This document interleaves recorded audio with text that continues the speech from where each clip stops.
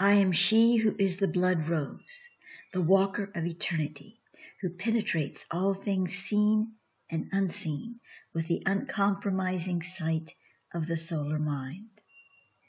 I have come clothed in many names, Tosmurkai, Hamemp, Dalia, Rasi, and Sekhmet among them. Before the gods of earth I came. I advanced from the great cosm, the cloud of the Icemen, the firstborn. From my lion and human form, I coalesce the prima matra of each into the blood of the eternal fire.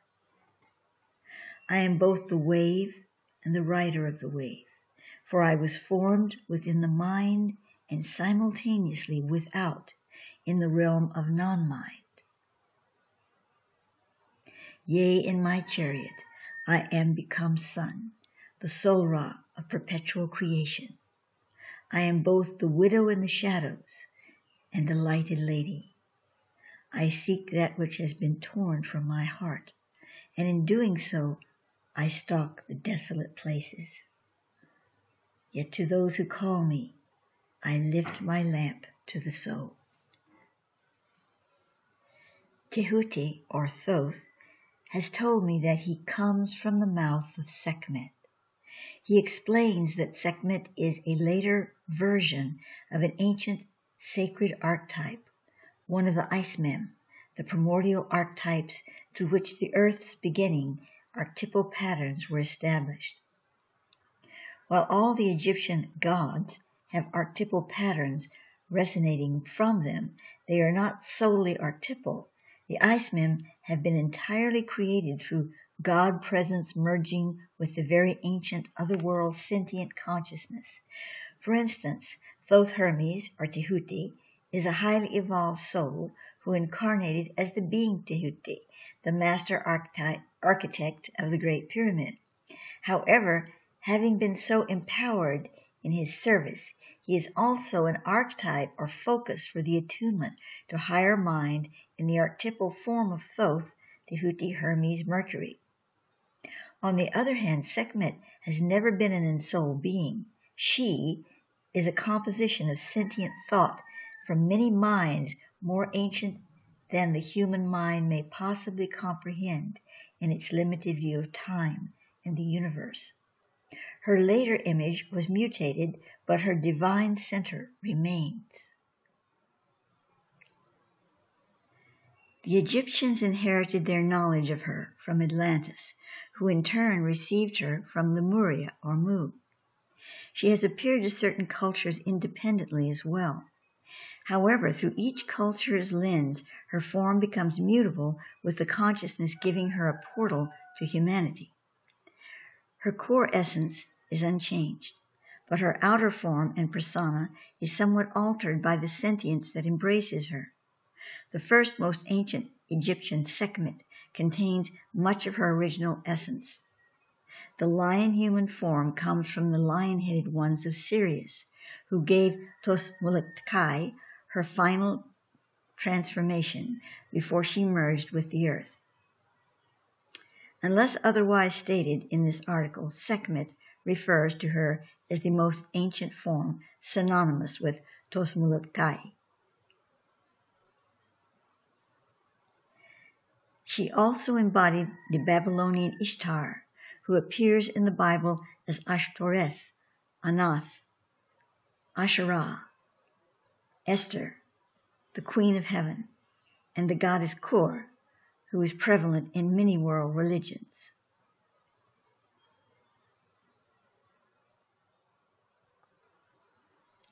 Sekhmet is the opener of the third eye, not so much as a psychic sense, but as a transmission of primordial power from its fallen seat at the base of the spine to its original position as the portal of manifestation between the sacred tonal, throat, and the crown star, top of head. Thus Sekhmet is also the bringer of fire, for she ignites the third eye with the primordial first flame of eternal sight. Her power is not of the earth. She is not, as is Isis, Sophia, or Mari, an indwelling principality of this planet's feminine pillar. She arrives from the most ancient reaches of the cosmos to reclaim her lost children, that portion of souls who separated from her domain eons before the earth was a thought in the mind of God.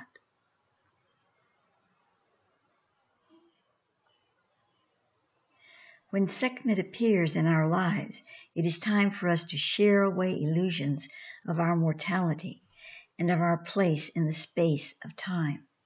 We are being called by her to know ourselves as multidimensional beings, unfettered by identification with planets, genders, or any form that cannot become mutable in the instant.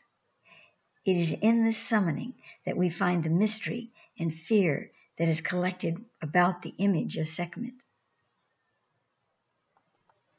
She calls upon the soul to release all identification and thus all fear.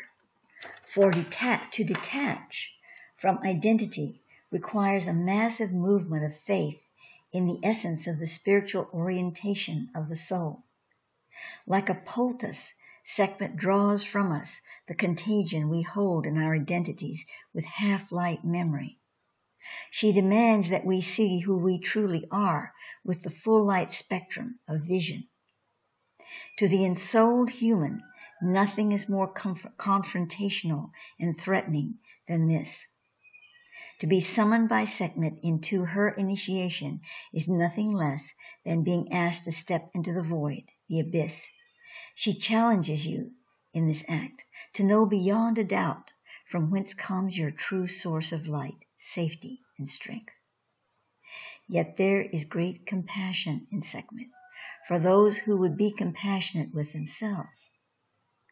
One cannot face her tender side without the mantle of self-forgiveness.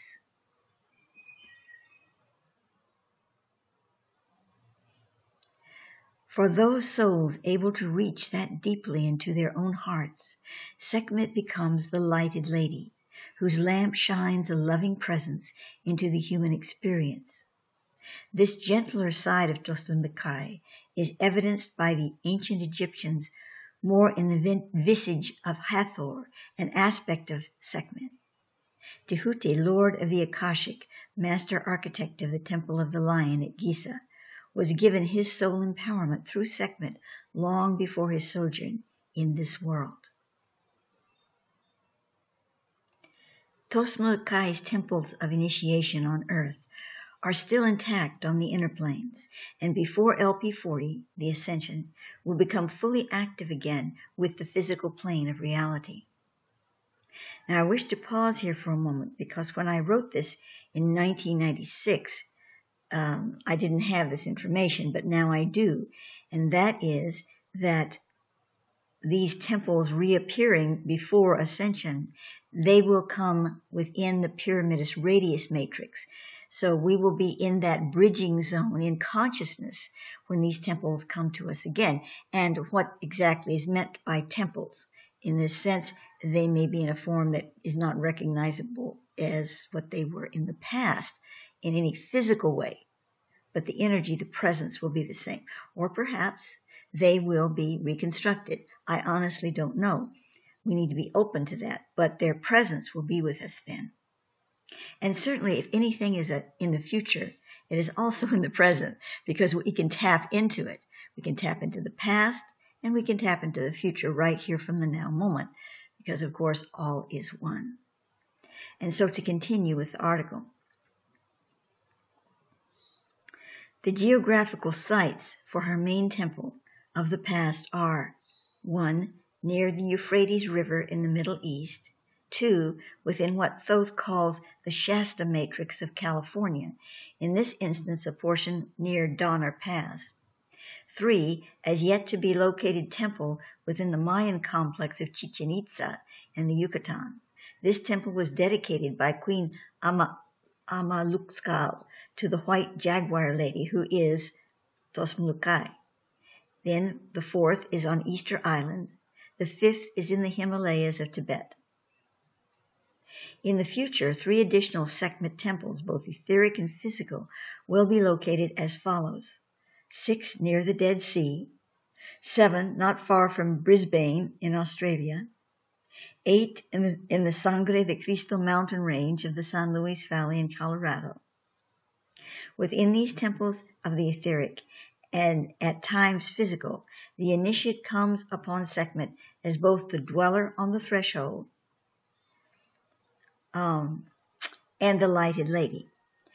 Within Sekhmet's temples, one becomes perceptive to the multidimensional realm of being that awaits us in the transfiguration of this world into the newer star consciousness.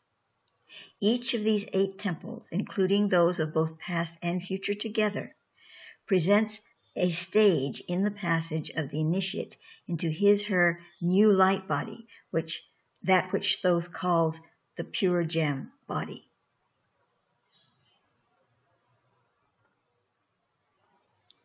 Sekhmet speaks to us again.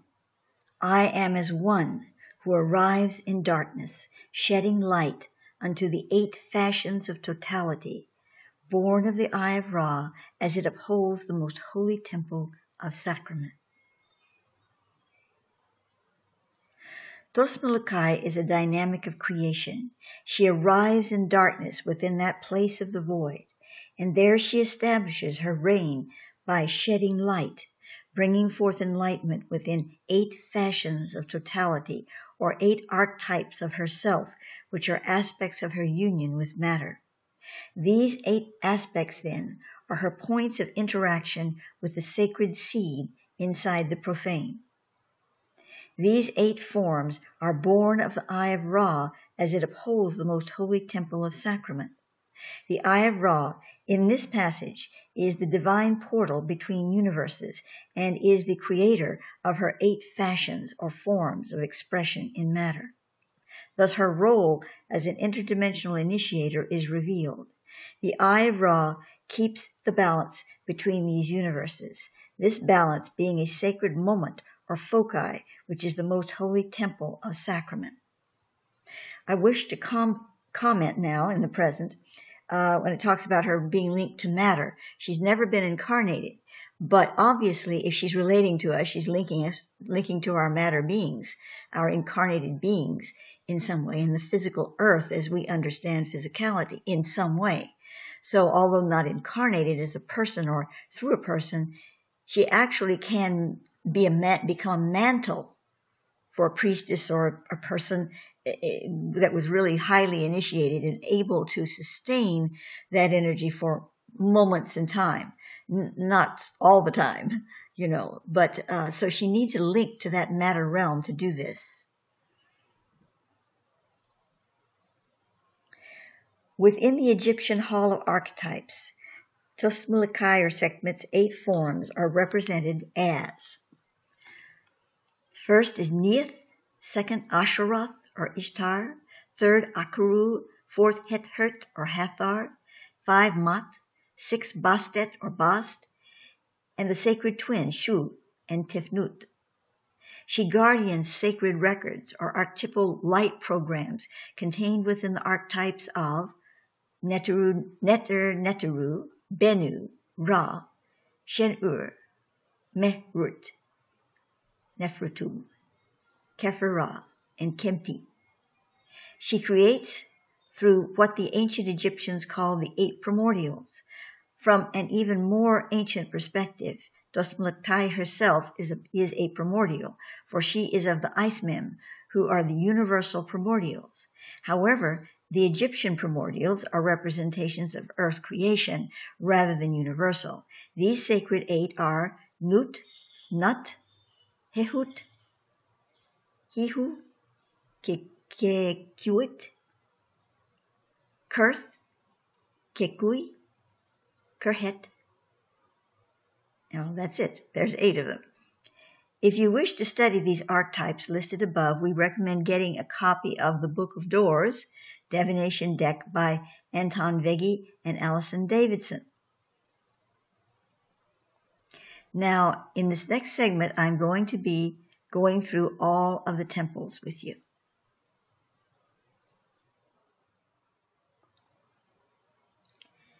Takara, that is spelled Takhara, This is the first temple. This temple rested near the Euphrates River in the Middle East. Its sacred records are represented by the Egyptian archetype of Bennu. The Bennu is a mythical bird resembling a heron. It was sacred to the ancient Egyptian city of Heliopolis, where it dwelt in its sanctuary on the Benben stone or obelisk. The Bennu was seen as a phoenix-like creature who perpetuated its new form by transforming the old through the fire of alchemy. Anton Veggie and Alison Davidson state in the Book of Doors. Herodotus records the Bennu bird making its appearance only once in 500 years, coming from Arabia, carrying in its beak an egg of myrrh that contained its father's body. This egg is similar to Geb's egg that was laid on the primordial hill and gave birth to the sun, the egg within which the whole alchemical process of transformation is effected. Within the most inner Holy of Holies of the temple of Kyi'Ra, the sacred egg of Bennu was balanced upon a golden pedestal. It was a large, perfectly polished piece of alchemical crystal glass, a deep emerald color. In size, it was approximately 3 times that of an ostrich egg. Into this Bennu egg had been inserted light codes of consciousness, that Bennu represented. This had been dutifully accomplished in ritual involving toning, color, and mind imaging by high priests and priestesses of the temple for over 1,000 years. The egg was the first created in Atlantis on the holy isle of Ruta. The egg was first created in Atlantis on the holy isle of Ruta, only later to find its place in the temple of Kyi'Ra. The Bennu egg is still in existence in a most secreted chamber beneath the sands. In the temple of Kyi'Ra, the initiate submits to the emulation of his/her outer form in the flame of purification. This is not a burning away of the flesh, but of the egoic mantle that conceals the greater ego of the spirit. The pure symbol of this temple is an emerald green egg in the center of golden flames.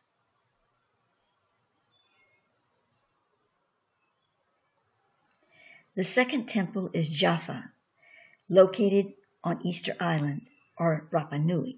This temple is dedicated to the cosmic harmonic denoted by the Egyptian archetype of Neter Neteru. As an expression of the Absolute, this archetype personifies what Tehuti calls the Atosic universe, where all points meet and merge as if they had never been separated.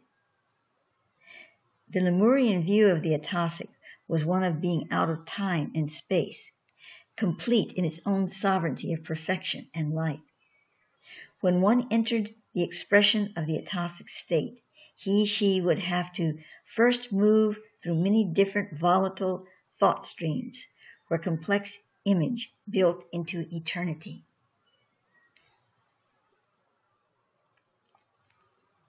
Then, as if shattering the mirror of self-expansion, the journeyer would break through the barrier of the complex mind and enter into the pure no-time space dimension of beingness, where only the I Am exists.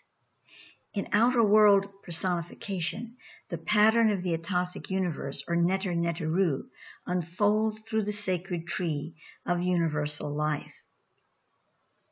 An initiate of the Temple of Jaffa learns the process of the Neter Neteru within her own human focus. It is taught that the human experience is not outside the Atosic universe. Instead, the Atosic is within the sacred geometry of the human body, beyond the electromagnetic spectrum. Although this truth can be demonstrated within the subtle fields of the electromagnetic. At Jaffa, one moves out of third-dimensional form and its attendant energy fields, and through direct relativity connects into the four event fields of the Archimede, known here as the monotonic, morphogenetic, rhombic, and omnipronic. And that would relate to the article in this particular issue on the Archimede, which I did cover a little bit on one of the other videos. But this is issue 296 of Temple Doors, which is, unfortunately, as I looked into what I had, that issue was messed up. I mean, it was printed wrong. So I had to take it out of the portal. I'm going to be looking how to correct that and bring it back in, but right now it's not in there.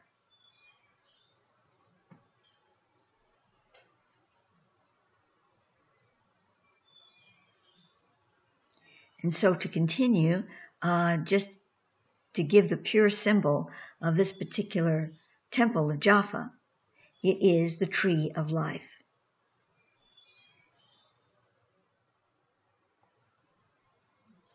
And now the third temple, which has a very, very long name and difficult to pronounce. And I'm going to spell it for you. Q-E-T-A-L-A-X-I-T-O-L-U-T-U-M. And I'm going to refer to it as Kyi'Ra.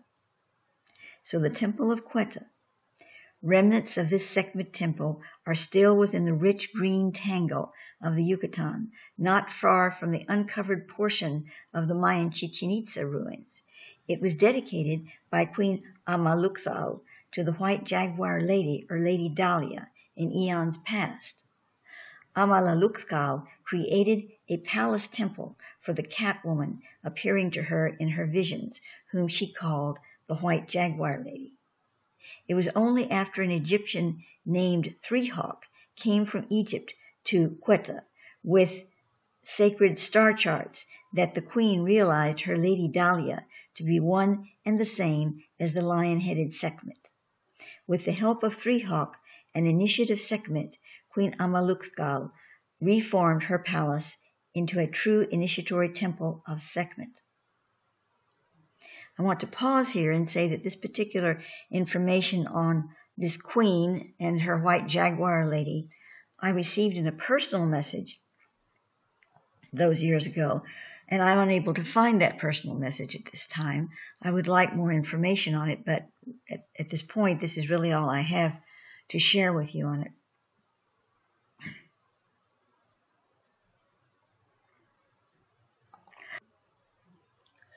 To continue with the Temple of Kyi'Ra, in this temple, the light codes guardianed and received by the initiate are represented by the Egyptian archetype of Nefertum. Archetypally, Nefertum is the child of Sekhmet and Ptah. He is seen as the divine lotus, a flower sacred to the Egyptians. I say archetypally because the actual man Ptah was not married to anybody, was not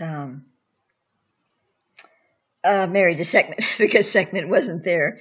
She wasn't embodied. But as an archetype, this is how they're picturing it. And now I'm going to quote from, where am I quoting from here?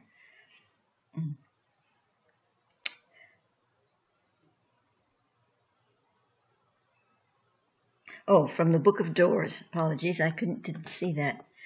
Bear in mind that I'm reading from a very faded copy of the issue, and it is also small print, and I don't yet have my glasses, which I have ordered. So here we go. This is a quote from the book Temple Doors. Nefertum is the young Tem. The sun god rises on a lotus flower from the primeval waters. The lotus emerging from the water becomes a symbol of the sun rising from darkness, and for the Ka rising from the body of the dead.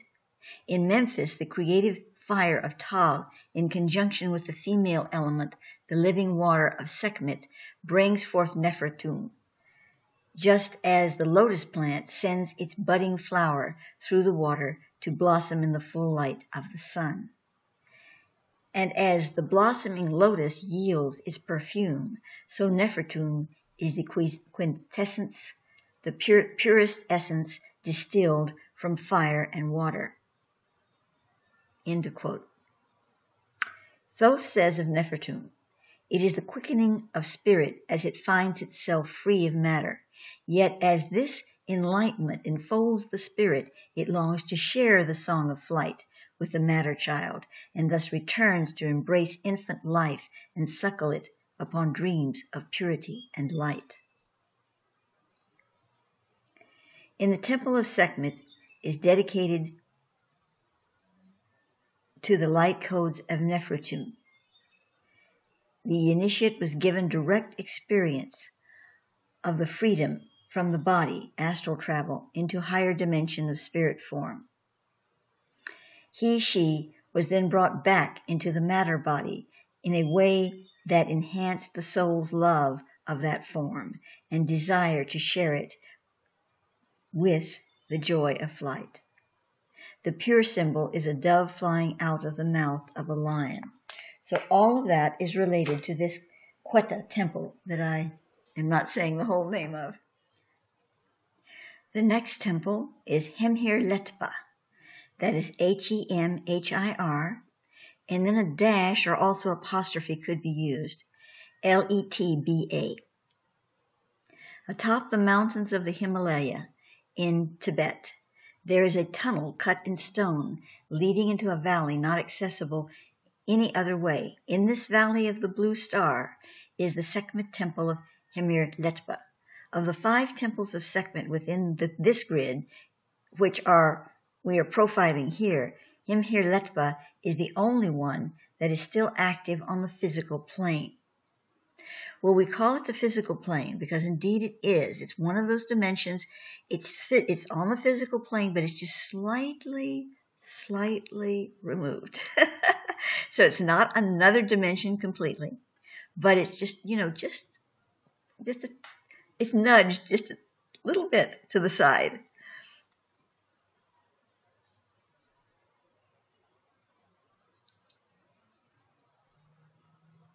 The light codes of this temple are personified in the Egyptian archetype of Ra, the sun god.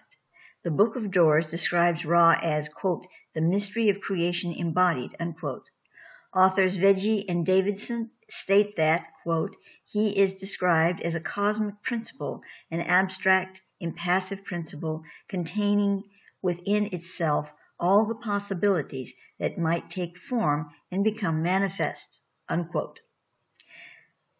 Thoth, the Tehuti, places the archetype Ra on the throne of the Atosic Universal as the golden white sun of the 144,000 suns.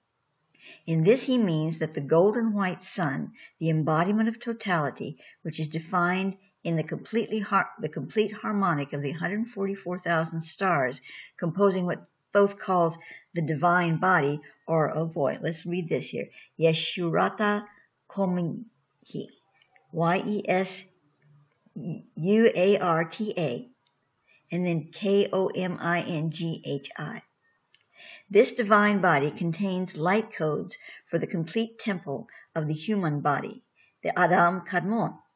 Thoth has spoken of the foundation stars previously, which he defines as those incorporations of living lights which were received in divine consecration in the beginning of creation as a foundation stone for the universal temple as it is revealed to the worlds of being within the divine Eshatan. Yet even the foundation stars, so Tehuti tells me, are within the Yeshurata Komingi, which is a greater body, including all components of the heaven temple. Thus, in the temple of Hemhir-Letba, the initiates of the 144,000 suns, still attuned to the central sun of the Atosic universe, moving streams of divine love from that core into the central sun of earth. The pure symbol of this Hemhir-Letba Sekhmet temple is a single sphere of light encompassed by 144,000 points of light, forming circles within circles. The greater grid temple formed by the 5 Sekhmet temples reflects the body of man, the pentagram of human interaction with spirit and matter. This grid offers a field of resonance with this principle. In the future, the remaining 3 Sekhmet temples will move this dynamic from the octave of 5, which is the current number of cohesion between light and matter, in the 3rd dimension, to the octave of 8, which is the number of cohesion between light and matter in the new Earth star reality. As the Earth aligns to Light Principle 40, the Ascension Matrix, the moment toward identifying with future Source is exemplified in the process of integration with greater light to matter octaves, such as the 8 temple complex will exemplify. If readers would wish to attune themselves in meditation to one or more of these Sekhmet temples, use the pure symbols as visual access codes to enter specific etheric initiation grades. As an entry point, mantram for meditation, chanting the name of the temple as given above would create an energetic foci with that specific temple. The 7 chakras are the vehicle or bridging factor which allows the human system interaction with its divine counterpart. Using the mantric name and the pure symbol of each temple, bring the tone image into your base chakra, 1 temple at a time, allowing it to gradually move through your chakra system from base to crown. Find where that particular temple resonates the strongest, allowing it to become inserted into your consciousness at that level. When all 5 temples have been found, their places in your chakras work with each one individually at the point in the body where it resonates. Go through the procedure of accepting the attributes of that temple within that specific chakra zone. When you feel it is time, allow the temple within which you have been working to move to another chakra. Continue to repeat the process until all 5 temples have been attuned to all 7 chakras. And now, because this next article in the same issue of 296 of Temple Doors really goes hand in hand with the Sekhmet material. It's very short, and I'm going to include it in this discourse. A brief understanding of the archetypes in general will be helpful here. Archetypes are created through compounding repetition of focus performed by sentient consciousness. Well, sentience and consciousness are kind of 2 different things in a way. If you look them up, I mean, it's a nebulous thing. I've used the 2 words together here, and I'm not going to take that back because I believe there is a midpoint where consciousness and unconsciousness, which is more the sentient aspect, come together. I'm not sure about that, but that's what I was guided to write here, so for now I'm going to stick to it. This sentience can be of a universal nature, such as radiant beings cognizing a divine archetype, or human minds coming together with purpose and forethought to create a specific dynamic that becomes animated through the law of attraction. Priests and priestesses throughout the ages have deliberately spun thoughts into advanced thought forms, creating archetypes. So have the modern-day advertising agencies who promote Coca-Cola. There are as many gradients of archetypes as there are worlds within worlds of the mind. The following information is a compilation of recent transmissions received from Thoth Tehuti that were prompted by some questions we posed. This was we posed because when I wrote this, Simeon was in my life and some of the questions he asked. But this is coming through Thoth through me in regard to the answers. The dweller on the threshold is a universal principle having specific applications in the Earth's reality. The original ancient concept of the dweller on the threshold is that which arises from the soul at the moment of potential confrontation with its divine counterpart. Thoth states potential, for it is the moment the soul recognizes its power to become a mirror for the divine. Such a moment is both sacred and profane, for karmic ties must be met and absolved before the sacred meeting is secured in heaven. In Earth's fractured realm of being, there are lesser versions of the dweller on the threshold experience, where it is not an all or nothing dynamic, but a level of confrontation with a judicial being. This judge is, as it were, is not an This judge is an aspect of the lower self integrated with ancient archetypes inserted into the planetary consciousness which guardians sacred wisdom. These archetypes are programmed to assure the veracity of the seeker when she attempts to bridge the gap into the domain of the holy. Dweller on the threshold archetypes have been specifically created with this attribute in mind as one of their qualities and abilities to retrieve trapped light from the fallen universe. However, in the fallen earth reality, there are no absolutely pure archetypes now historically known. Tosmulkai was the complete form of the most ancient archetype from beyond this world to enter the earth reality. In this form, she is an eternal force of balance. Sekhmet originally carried a great deal of her divine aspects into the Egyptian mythos, but gradually she became seen as a vengeful enforcer of justice who consumed the flesh of her foes. This is not her true role. Hathor contains the part of Tosmulkai that Sekhmet originally bore, yet the culture abandoned in favor of a stronger taskmaster. This developed through fear of insurrection in the temples when Egypt began to become more oriented toward physical wealth and power. In other words, Sekhmet became the Donald Trump of the era that was waved in front of the people. Oh, you better be good, you better be good, you better be good. Okay, let's get back to this. A similar dynamic is seen in all fractured archetypes, especially those whom contain dweller on the threshold attributes. The Black Madonna is an example of mutation of an original dweller on the threshold archetype. The archetype was Kyi'Ra. She is another goddess archetype that can be traced back to Tosmulkai. All dwellers on the threshold archetypes of Earth, which carry a feminine charge, find their root in Tosmulkai. Like the first Sekhmet before her later dismantling, Kyi'Ra originally came close to personifying the pure manifestation of Tosmulkai as a true universal dweller on the threshold archetype. By the time Kyi'Ra became clothed as the Black Madonna, she had merged with Isis, who had shapeshifted into Mari, divine mother of the solar king. Yet this virgin queen still contains some powerful components of her original dweller on the threshold dynamic.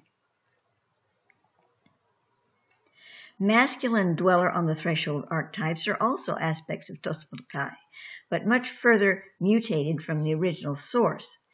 There were no male dweller on the thresholds until the fall of the Lemurian or Mu Melchizedek temples. At that time, the priests who had usurped the oracle thrones needed to bend the dweller on the threshold into a form which would accommodate their desires.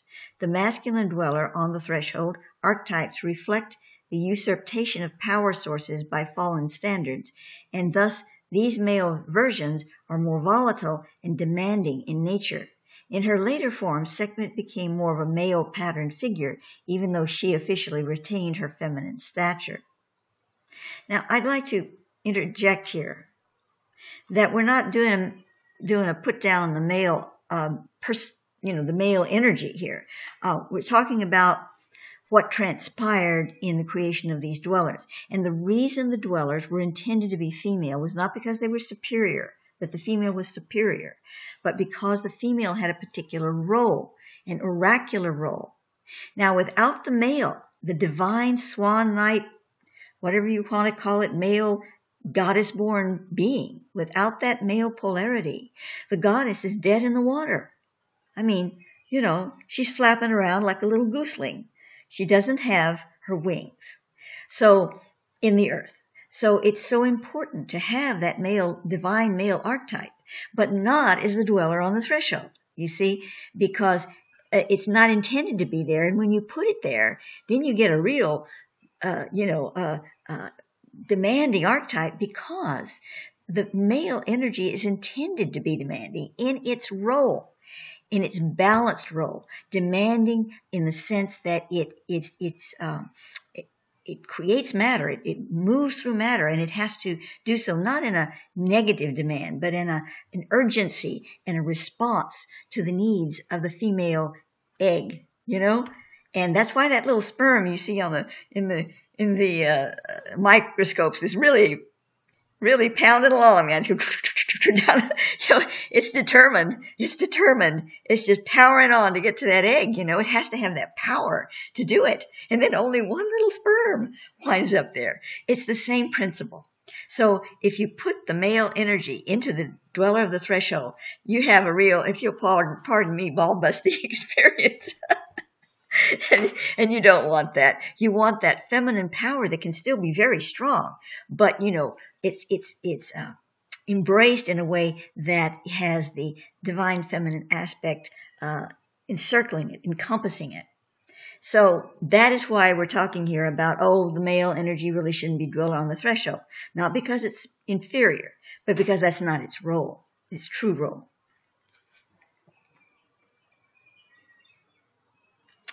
And so now let me find my place again.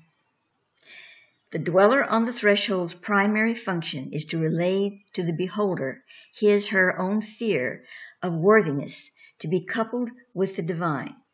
However, there is an independent component represented through the ancient archetype that outpictures the world karmic association demonstrated in microcosmic relief within the individual soul. The soul faces the dweller on the threshold in a different phase of initiation as it peels away the many layers of self-denial and fear which so inhibit the incarnating process. It is often aided by Anubis, who is the reconciler of the way. His field of cognition demonstrates a grace factor in passage which has been garnered through previous experience by the very soul whom he assists.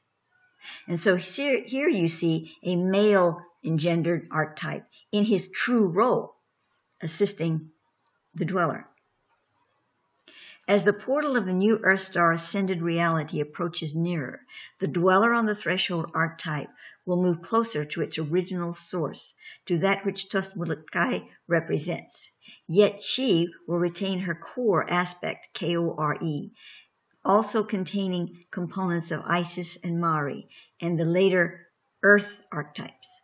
The pure, undiluted blending of the universal goddess with the Earth goddess will demonstrate the new Earth Star reality and the threshold that humanity must cross to become at one with its true manifest destiny. In this new Earth Star expression, one of her names will be the Sheltering One. Her emblem will be a dove bearing a crown of 13 stars, representing her alignment with the new heaven and earth, containing 13 cycles of completion. As a suggested meditation with the future dweller on the threshold, the Sheltering One, visualize a white dove with wings outstretched, a circling of 13 stars above its head. See the rounded chest of the dove become increasingly transparent until there is revealed inside a rosy beating heart. Allow your heart feeling to merge with the dove's until the two hearts, yours and that of the dove, beat as one. I would like to add here in my own commentary that when Thoth met his dweller on the threshold, Kyi'Ra met his dweller on the threshold to become Thoth. This was very much a male type archetype. The reason for that was, first of all, let me simplify it here. The reason for that was that Thoth, Kyi'Ra Aka Thoth, the one becoming Thoth, needed to bring into his focus to meet the dweller on the threshold as it would be pronounced in the ages to come. So he was willing to meet the most horrific dweller you can imagine, and really rather imbalanced, well, certainly imbalanced dweller you can imagine. Not the divine goddess, and not even just a regular male archetype that had been created along the way, but one that was really, really tough. And the reason for that is he had to swallow it whole. He was here to help purify the world, just as was Yeshua. You can see Thoth not as the Christed one that Yeshua holds in the patterning of things with the archangel and whatever, but very, very close to that in a way. He is a Christic being. And as such, as Yeshua had to go into the crucifixion and all the stuff he did, in order for Thoth to take the initiation of the Christed one through ages of time, he had to take on the monster of monsters at the dweller of the threshold. He wasn't looking at his own self there, not just his own self. He was taking in the whole enchilada, all the uglies that would come, everything. And he actually did, of course, he did that not only so that he could become Thoth. I mean, that was, just a passing need, but that this opened the way for Yeshua, for the Christed being. It opened the way for many other things that will allow us our salvation, which we sorely need at this time. So this was a defining moment in the whole history of the world when Kyi'Ra, the little boy Kyi'Ra, faced that dweller and became Thoth Rasmus. As a postscript to all of this, in reading what I just read to you again, I realize how incredible this could be in an oracle presentation of some kind. Not just, you click on this card and you get this message. I don't really mean that. Something deeper. But I'm just not physically up to doing that right now as time allows.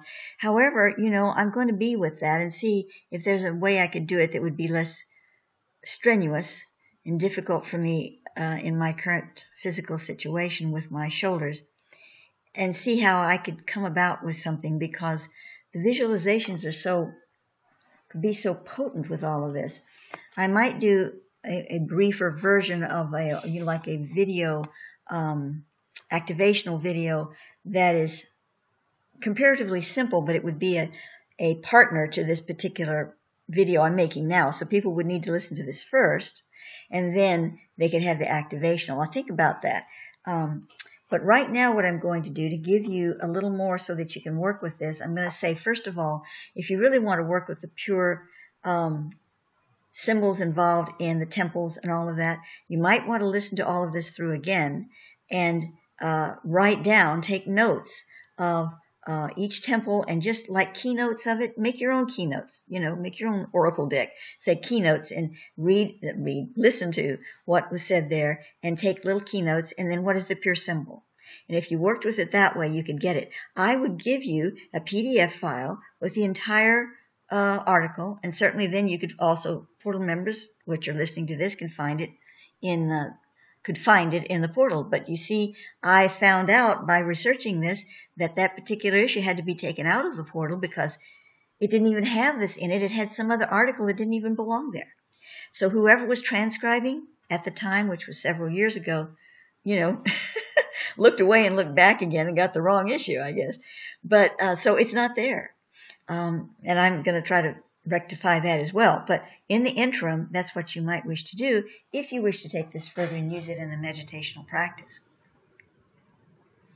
And to Sholars, our core team, I would especially recommend, I know you already have the protocol you're working with, but at least recommend you take a look at this a little deeper, and maybe some of you may feel guided especially to work it as a tie-in, to be the ones who bring it into the field of the Sholar expression. I'm not saying all Showas have to do this. I'm just saying that some of you might feel guided to, and as you do, you really bring it into the whole matrix of the Showa. So that said, I will conclude for now, and thank you all for listening.